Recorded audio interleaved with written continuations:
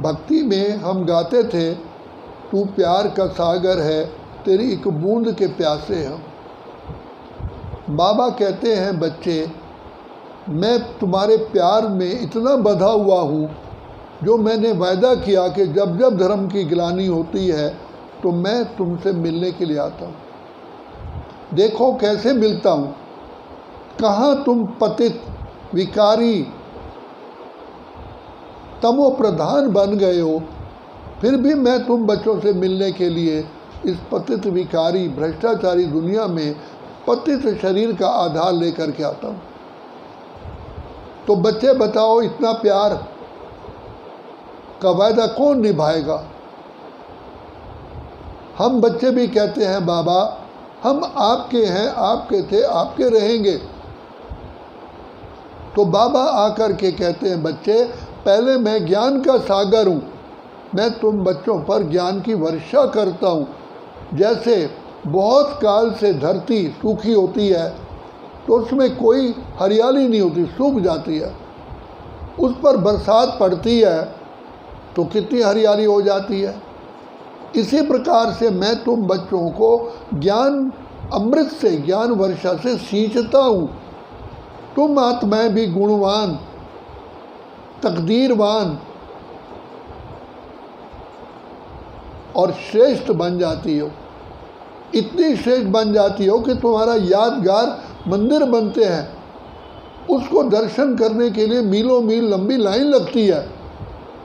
देखो भगवान कैसी अपनी हम बच्चों को ऐसी मूर्तियाँ बनाते हैं जिसके दर्शन के लिए मीलों मील लंबी लाइन लगती है। कितना ऊंचा, कितना प्यारा बाप है और कितना ऊंच बनाने के लिए आया है। कहता है, बच्चे जैसे बाप अपने बच्चे को अपने से भी ऊंच बनाता है, क्या किसी बाप ने इतना ऊंच बनाया जिस बच्चे के दर्शन करने के लिए इतनी बड़ी लंबी लाइन लगती हो? तो बाबा जिसका गायन है, ऊंचा तेरा नाम, ऊंचा तेरा धाम, ऊंचे से ऊंचा भगवंत, तो उसका कार्य भी तो ऊंचा होगा ना। तो दया का सागर, प्रेम का सागर, सुख का सागर, पवित्रता का सागर, इस समय पर आकर के हम बच्चों पर इन सब गुणों की लगातार बरसात करते हैं। कोई एक दिन भी ऐसा नहीं हुआ जो शिव बाबा ने आकर के हम बच्चों को ज्ञान रत्नों से ना सजाया हो। तो बाबा कहते हैं, सबसे पहले ज्ञान ही गदा है, ज्ञान ही अंजन है, ज्ञान ही तलवार है। इसलिए सरस्वती को वीणा दी है, वीणा वादनी। तो वास्तव में ये ज्ञान अमृत है, जिससे आत्मा इसमें नहा करके, इसको पी करके सदा काल के लिए शुद्ध हो जाती है।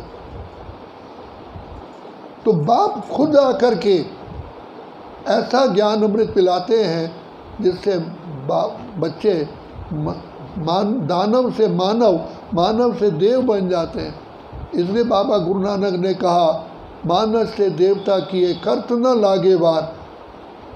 आज इंसान में इंसानियत ही नहीं रही है।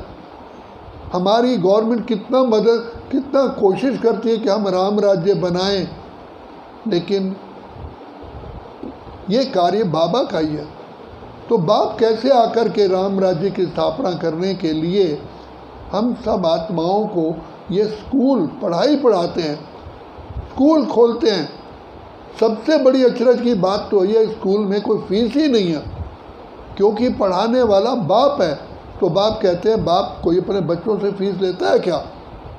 कितनी वंडरफुल बात है, इतनी ऊंच पढ़ाई। आज एक मेडिकल कॉलेज में भी एडमिशन लेने के लिए कितना प्रयास करना पड़ता है, कितना खर्च करना पड़ता है, लेकिन इस पढ़ाई में जिसमें सर्व प्रकार के सुख समाये हुए हैं, सर्व प्रकार की गुण समाये हुए हैं, शक्तियाँ समाई हुई हैं, ऐसी पढ़ाई पढ़ने के लिए बाबा कोई खर्चा लेते ही नहीं। तो बाबा खुद कहते हैं गरीब निवास।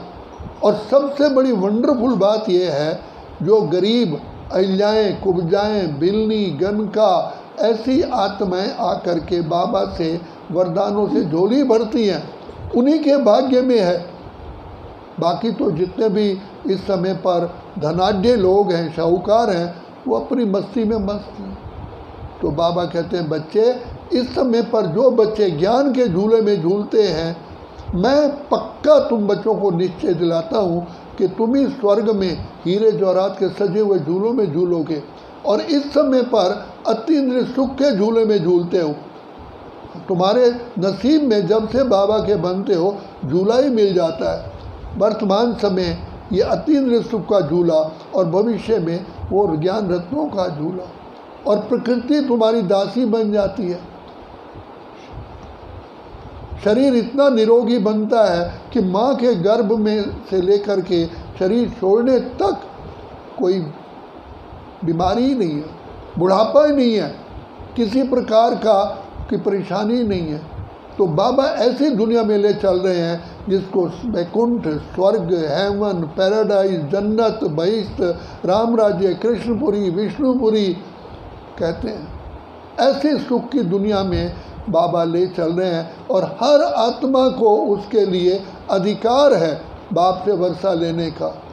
इसलिए बाबा कहते हैं बच्चे, मैं तो बच्चों के सामने प्रत्यक्ष होता हूँ, लेकिन फिर भी बच्चे नंबरवार पुरुषार्थ अनुसार मेरे से वरदानों से झोली भरते हैं। देने वाला दे रहा है, दिल लुटा लुटा करके दे रहा है, लेकिन लेने वाले थक रहे हैं।